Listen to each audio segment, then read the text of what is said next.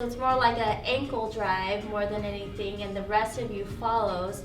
You end up feeling like your hips are stretching. That's gonna give you a better calf and a stretch, and also a better rotation in that hip. Now swing towards your left.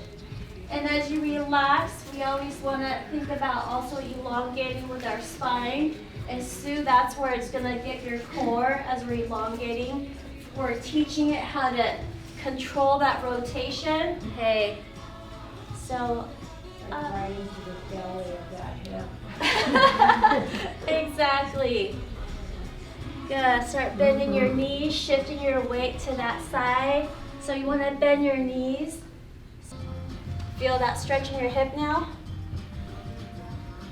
Excellent.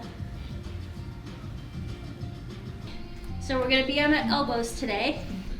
Have our butt go down, up, and down.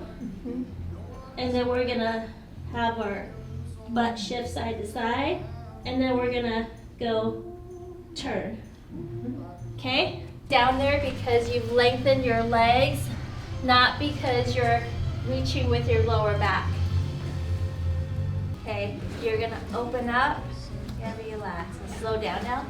Open up. Breathe in and relax.